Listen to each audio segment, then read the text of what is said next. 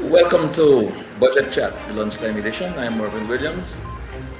Elson Lowe is with me, and we are going to examine the budget 2023, perhaps for another 30 minutes or so.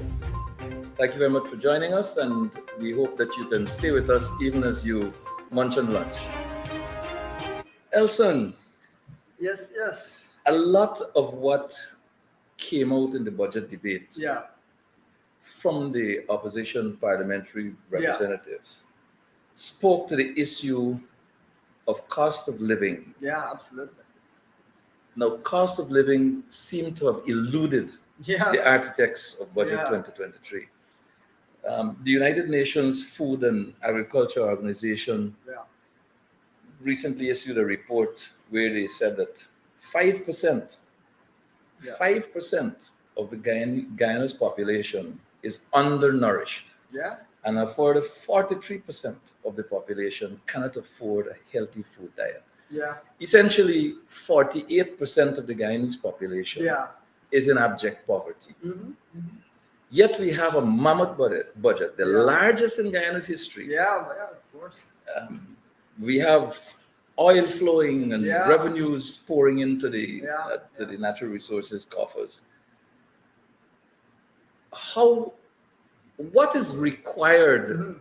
of the architects of this budget? Yeah, What kind of a mindset are they yeah, putting on display when they completely ignore yeah. the cost of living, the most um, impacting Mhm. situation on the lives of all Guyanese? Well, this should really be a bountiful time because you've got, as you said, oil flowing, you've got a large budget, there's resources available to help people. Guyana is benefiting from the high oil price.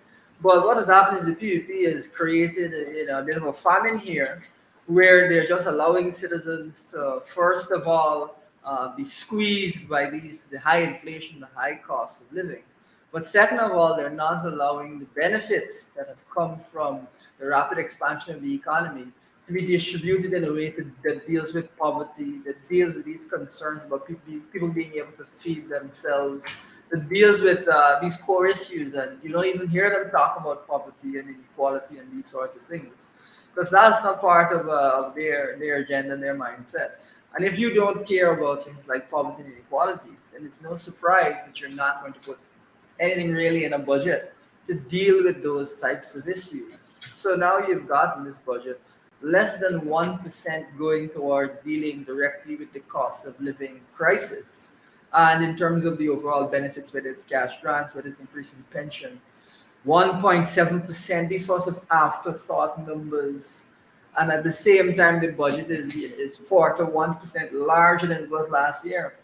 So there's a big budget, but there's next to nothing there for the average person in this time of crisis.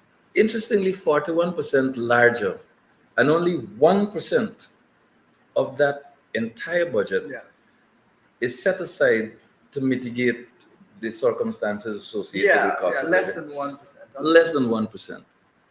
Now, even in the setting aside of that less than 1%, Yeah, there there is a murky water situation yeah, where What this $5 exactly is it billion gonna be used is for? put there without a defined plan, exactly, without exactly. policies associated with how Yeah. it's going to be Yeah, getting Yeah. into the hands yeah, of for the sure. working For force. sure. So And the other thing we must recall is that the 5 billion has been set aside is the same as the 5 billion that was set aside last year. And obviously last year we weren't able to tame the cost of living crisis. So there's no reason to think that that 5 billion will be enough. Now, what they're going to do with it, I don't know if they're going to do the same thing as last year, which was not effective, or something different. But what I can tell you is this.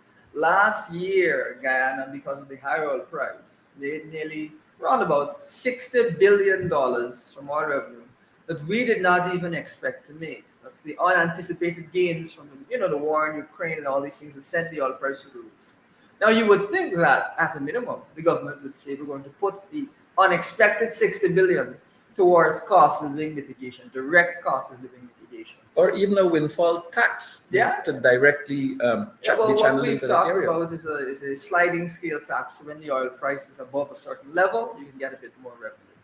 But the point of it being that we must not let the government get away with this kind of attitude that there aren't resources, when clearly there are resources for them to spend on 12 other things.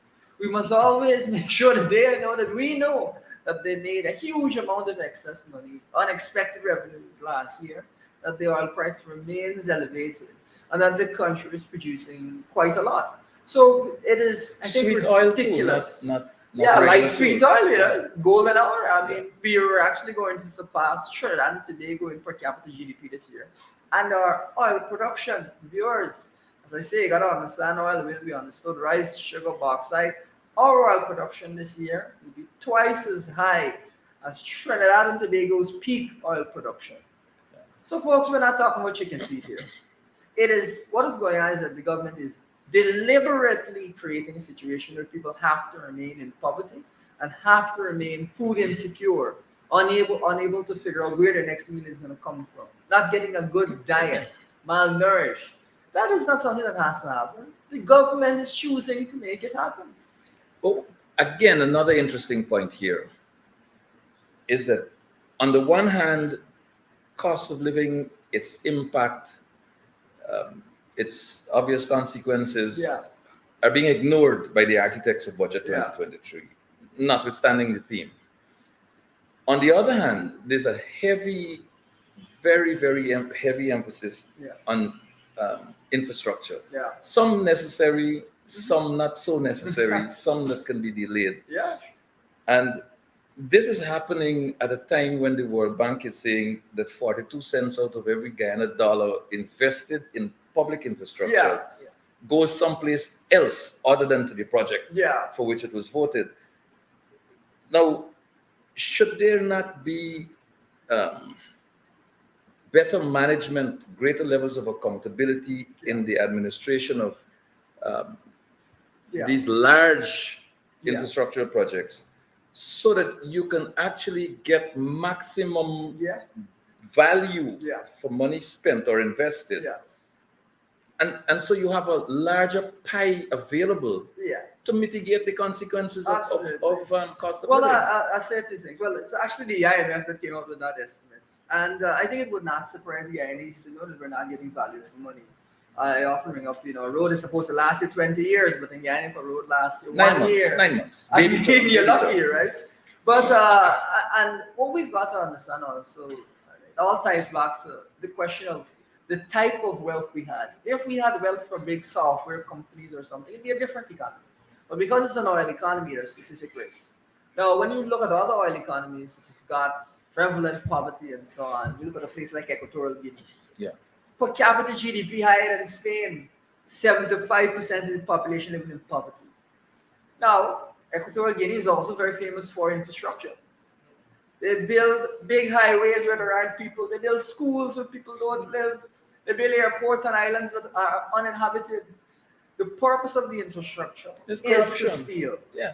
Now, folks, you may say, you guys are blowing this thing out of proportion, but do you understand, fellow Guyanese, do you understand that this year we'll be spending almost as much on roads, bridges, and drains as on healthcare and education combined? Yeah. Who does that? That is unbelievable. Just roads, bridges, and drains. We haven't talked about housing, which is another element of infrastructure. But Just it's those it's things. it's a communist orientation. You spend money, large sums of money on huge edifices. People can see these things. Mm. People can, oh wow, look at that building. Yeah, But it's not functional like Skeldon Estate, Yeah. Skeldon Factory. It's not functional. Yeah. It serves no purpose. Yeah. It sucks the economy. yeah, It prevents citizens from benefiting from Yeah. resources that they Yeah. ordinarily ought Yeah. to benefit from because of the drain that, Yeah. that it has become. Skeldon, for example, again, but it's a failed in terms of absolutely. And these large projects that are being undertaken are along the same lines Yeah. of Skeldon. Improper studies, yeah, no studies at all. yeah, In the case of the Skeldon factory, there were all sorts of issue with soil testing not being done, Mm. inappropriate design of the building for the Sure. soil type, sure. and the Yeah. Well, the location. PUB doesn't like feasibility studies. But that's the point. So it is almost as though these projects are designed to fail. Yeah. And, Well, and the shrinkage, one moment here, Yeah. here, what is interesting Yeah. is that between 2006, 2011, mm, late Winston Murray, economist, mm, um, had in fact established through Yeah. through studies that the shrinkage, that leakage of Mhm. revenues Mhm. from our budget amounted to 20% per project. mm, The PPP was out of government from 2015 to 2020. mm. They're back now, and that 20% Yeah. shrinkage has grown to 42%. Yeah, well, that is, I think, like I said, doesn't surprise Guyanese. I'll give our viewers some perspective on this. Viewers, I want you to reflect on the fact that this year's budget is nearly twice the size of the budget of only a couple of years ago. Nearly twice the size, 100% increase. Viewers, does it feel to you like you're getting double the amount of government services, double the quality of government services, twice as much from the government? Or does it feel kind of like every other year where you're getting something but nothing spectacular? That is what is going on, is that money is being spent, but we're not getting any kind of value for money out of this. The measure of improved quality of life, budget to budget, has got to be the measure that Yep. you've just identified. Yep. Is your life better now than it was Absolutely. following the last budget? Absolutely. Do you see any indication Yeah. that your life, the quality of your life will improve Mhm. following the implementation of the projects in Yeah. this budget? The answer is clearly Yeah. no. Absolutely. Now, this government, and if you listen to the Yeah. government benchers, when they speak, we spent this, we spent that, we spent this, we spent the other. Mhm.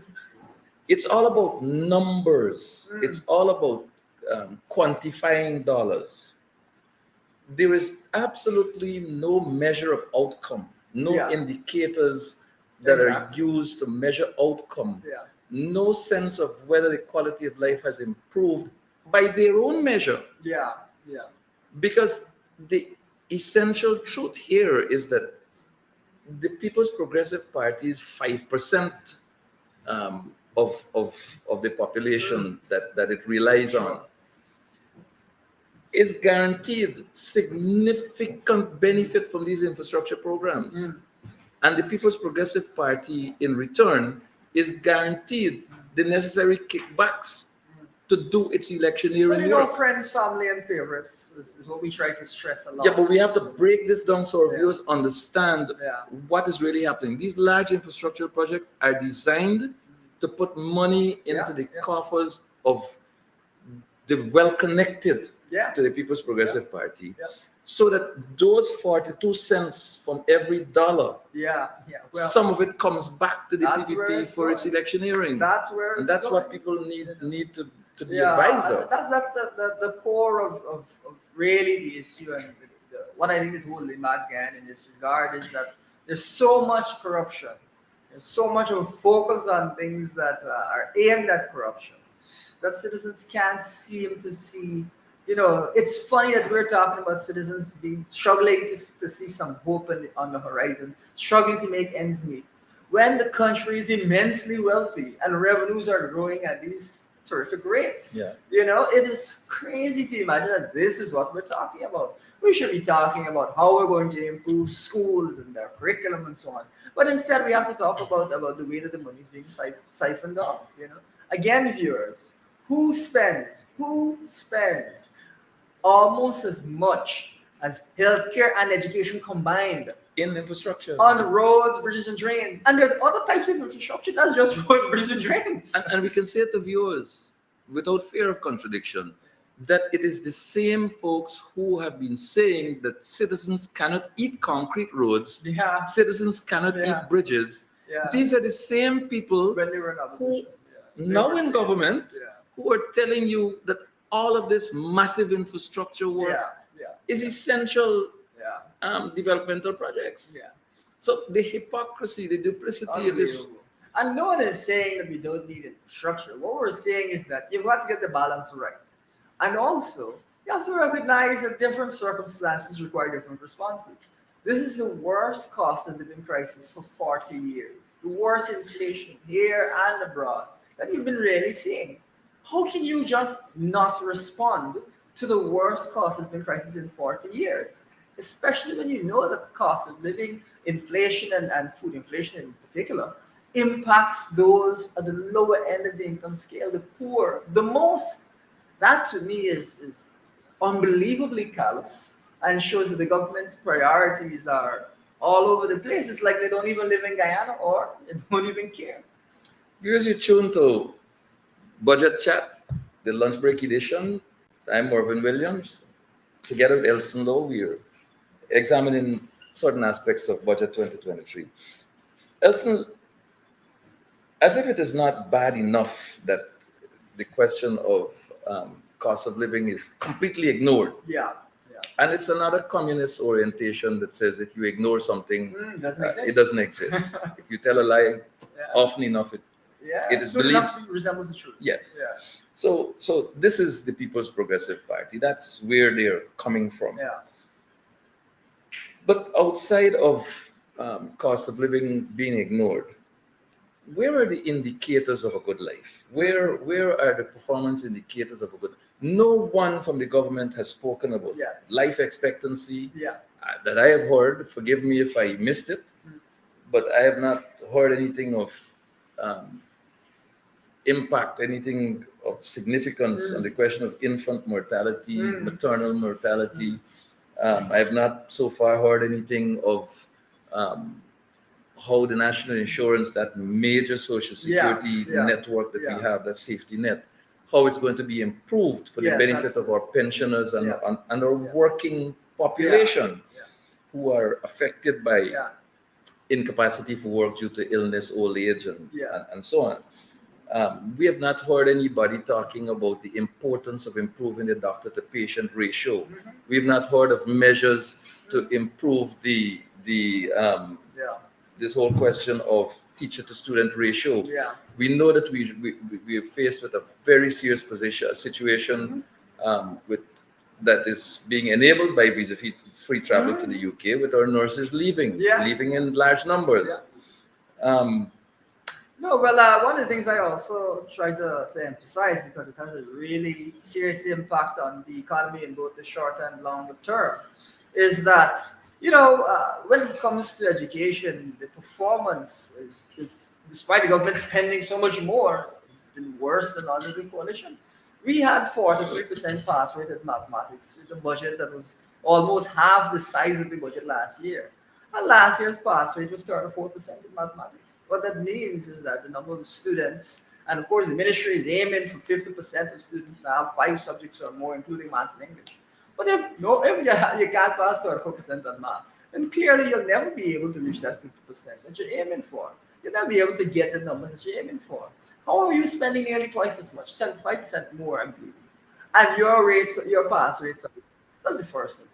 The second thing is when you look at it now on a primary school level, NGSA pass, we're looking to get more than 50% of students that have over 50% pass there.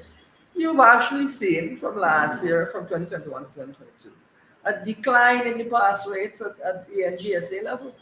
So you're spending more money, but you're getting worse results on such important metrics as pass rates at the NGSA. This is ridiculous, and it's an indication again of what we're talking about: the government spending money and wasting the money, and guys not getting any value for it. Rather, we should be putting that money in, some of the other areas that are critical, and we should be training teachers and going back to some of the methods that we used under the coalition to bring up these marks. Make no mistake about it. The People's Progressive Party is in denial mode. The People's Progressive Party is Yeah. on a path Yeah. to ensure that its critical objective of repaying debts associated with campaign funding and securing resources Yeah. for future campaign, that those targets are achieved. And it cares not about the citizens of this country. Yeah. Make no mistake about Yeah. it. And in its avoidance Yeah. of critical issues, in its ignoring Yeah. of critical issues in its mode of denial, you are not hearing government speakers addressing, government members addressing the fact that the non-oil sector has been in consistent decline. Yeah, it's That been the a rough. agricultural sector in particular, Yeah, which has always been the mainstay of the Yeah. Guyanese economy, absolutely. is collapsing. Yeah. Rice, I listened to MP Vince Roy Jordan, who spoke to the issue of rice in particular, Mhm. with Guyana having its lowest ever Yeah. Yeah. production Production output of rice. in any Yeah. one year in rice. Yeah. So you're not hearing government members speaking to these issues. Not You're that hearing much. about all the money that we're going to spend without recognizing Yeah. that if you take oil revenues away, Yeah. our economy would be in shambles. So what if oil dries up tomorrow? Well, I give you, Agriculture is dead. I give you a concrete example. What if there's another variant of COVID and the oil price drops straight down, because that could totally happen.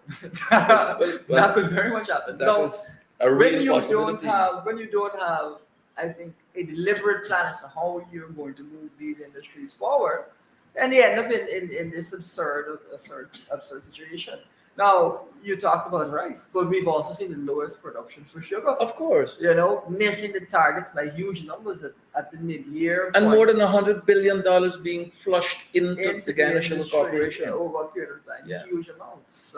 Last year at the mid-year point, they missed their target by 70 to 80%. They missed their target. In fact, one sugar estate, Iflot Yeah. Sugar Estate, produced Yeah. 8 tons of sugar. Yeah, wow. Well, put it this way. We understand that sugar workers must be faced with a lot of anxiety as to whether or not this corporation will even survive. And what we're saying is that when we look at sugar in this country, we have got to carry out the right studies to ensure that we have a Gaisuko which is not just focused on sugar, but focused on various other areas that we can see economic benefit to the country and where we can move people's lives forward.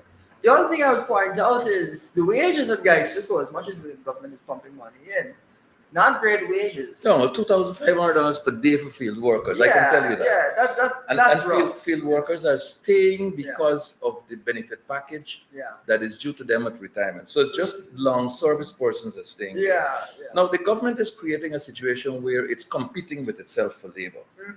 So it's pouring billions into Gaisuko, Yeah. and it's pouring billions into public infrastructure. Mhm, They're bragging about housing and so on. And the limited available labor supply is gravitating towards the Yeah. more attractive Yeah.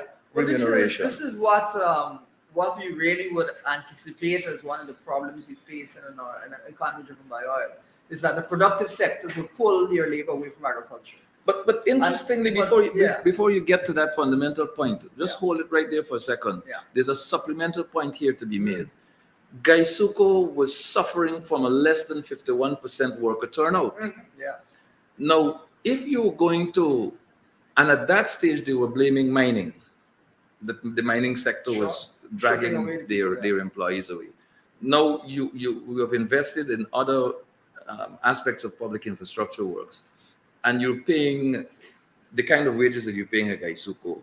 The employees are shifting. Yeah. So, what purpose does the pouring of money Yeah. in billions and Yeah. tens of billions into Gaisuko do to help lift the sugar industry up? Yeah. Well, one of the key things that we recognize about agriculture and that we keep stressing is, in order for agriculture to really survive and thrive in Ghana, we have to ensure that the productivity of agriculture is increased. We have to ensure that agriculture's, the production per acre and so on is increased, so that wages can follow that. We can have higher wages, we can have very profitable agriculture. If we continue to produce in an inefficient way, if we continue to throw funds at Gaisuko without a plan as to how we're going to increase productivity, then what's going to happen is there's going to be more and more pressure for Gaisuko workers to go and work in other areas. And of course, the corporation will not be able to, in the long run, function. So we've got to look at how we can make Gaisuko productive. We've got to look at how we can make various of agricultural industries productive. And we always try to bring up the example of the Netherlands, which is one of the highest food producers. I think it's fourth or third in the world. But it's right in the name, Netherlands. There's no land. Yeah. They're very productive. We've talked about $1 million grants to farmers to buy equipment. We're not just saying that because we want to give farmers $1 million or $10 million. We're saying it because we want to help those farmers to have the right technology to be able to produce in a very productive way that will raise their wages, that will ensure that people do not leave agriculture and we're not left with an economy totally dependent on oil. That's how this must be approached. The government seems to be disinterested in dealing with agriculture in a serious way, I would say. I think viewers need to be reminded. There's so much happening, and there's so much that has happened over the years, that I get a sense that viewers need to be reminded that Guyana benefited in the early years from preferential prices for sugar, cane sugar. The European Union at one point in time notified the government of Guyana, I think 15 years in advance, that the preferential price will be withdrawn. Yeah, eventually. By a specific time. Yeah. And that what the European Union was prepared to do and did in fact fulfill is that it funded what it called a project for the repositioning and retooling of the Guyana Sugar Corporation. Yeah, absolutely. To deal with the to get the productivity levels up, so that the prices will come down, right, so that they could keep purchasing the sugar and they can be competitive at the world market prices. Exactly. Where the forces of demand and supply determine your price. Now, what did the People's Progressive Party do with this money? They took it and they established a white elephant at Skeldon, and they created a sugar packaging plant which serves no purpose. Brings in no sensible, no real revenue. And so the expectation at that time was that at minimum, since Gaisuco produced 2/3 of the cane required for the production of sugar, and private cane farmers produce 1/3, that the money would have been appropriated accordingly, that Gaisuco would have been able to retool its activity and so on. Using 2/3 of the money from the EU, and that the cane farmers, the private cane farmers, would have benefited from technical support along with 1/3 of that package, 1/3 of that package, so that they could lift their game as well. The private cane farmers of this country got absolutely nothing from that. Now, here we are at a place in time when the resources that were targeting the improvement of cost-effective management of Gaisuco and lifting its productivity have been squandered. We are now struggling to catch up. At a time when Cuba has reduced its sugar output, so I think to domestic quantities, Trinidad has come out of it. Jamaica has come out of it. Barbados. And the brilliant minds of the People's Progressive Party decided Guyana will up its production to fulfill the markets voided by the pulling out of these other sugar industries around CARICOM. Visionless. A complete waste. Totally not having an idea of the direction sugar industry should go. And we want to point out to viewers, as we talk about Gaisuco, we talk about opportunities for the future of Gaisuco, that under the coalition, Gaisuco was producing far more sugar.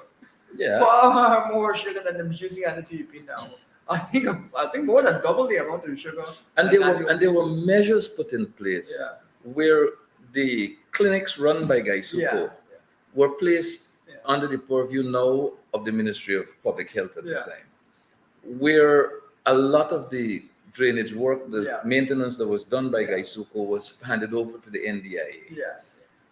So, and a number of the recreational facilities. Well managed. The funny thing is that the PUP has all these aims in mind with the sugar industry. All they have is a track record of failure. What's the point of all the lofty promises if they can't deliver on anything? And the injury to the Guyana Sugar Corporation as an entity is rooted at Freedom House, Well, with the shutting down of Leonora and, Yeah. and a number of other and of estates. course, the failure of Skelton. You know, really, Skelton was supposed to save the industry, and Lee Jack himself said, "Without Skelton, sugar is dead." Something to that effect, if my memory serves. Well, look at what was Guy Suko's senior staff compound now. Mhm. The person who holds the highest office in the land has as his home Mhm. the former guest house, Oh. senior staff guest house. Okay. And associates of the government now literally own the remaining area of it. Yeah. But which was awarded under strange circumstances. It was supposed to be downstreaming of wood forestry products, Well, and it's now a housing scheme with a mall and private hospitals. But so the issue really is that budget 2023 is a budget of largesse for the closely Yeah. connected, yeah. and it ignores the plight of the majority of Yeah. people in this country, Yeah. the working class, the Yeah. working poor, the underprivileged. Absolutely. The average Guyanese totally ignores the average Guyanese. Because you look at it, if 40 something percent of these people in this country can't afford nutrition diet, you're talking about middle class people as well. Of course you're you talking are. about the typical Guyanese Of course you being are. in a difficult position.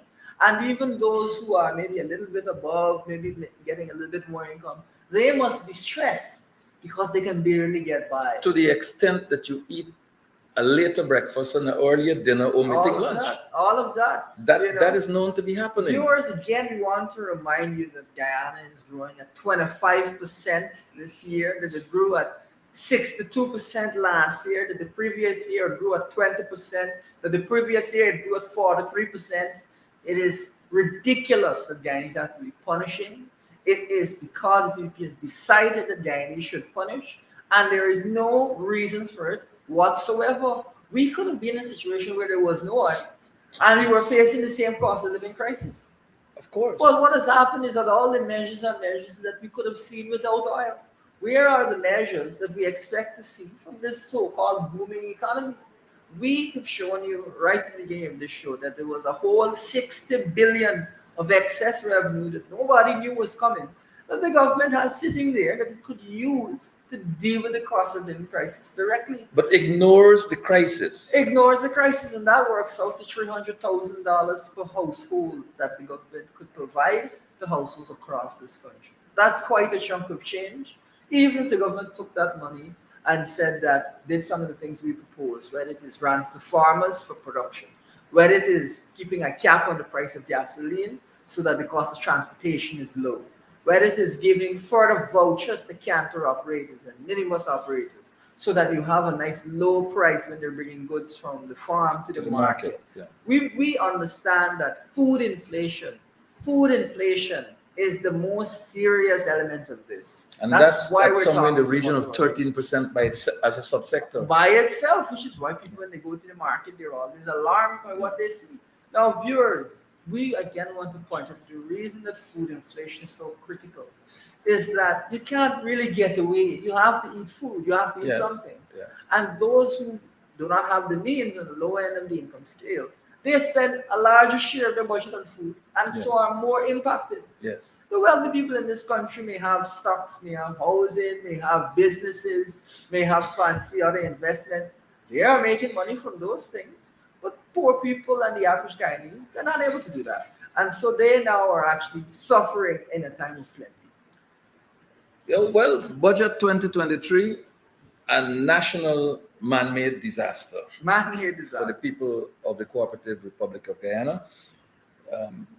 Viewers, I want to thank you very much for spending the last 35 minutes with us. Elson, it was wonderful chatting. Always good to be on. Always, And I'm hopeful that we have been able to shed just a little bit of light absolutely. for the benefit of our, Yeah, particularly our working class population, absolutely. who are hardest hit by the realities of Of cost of today. living. Although it does in fact impact every single The guy. average. So thanks again for, and ladies and gentlemen, we will ask you to stay with us as we get ready to continue coverage of Budget 2023.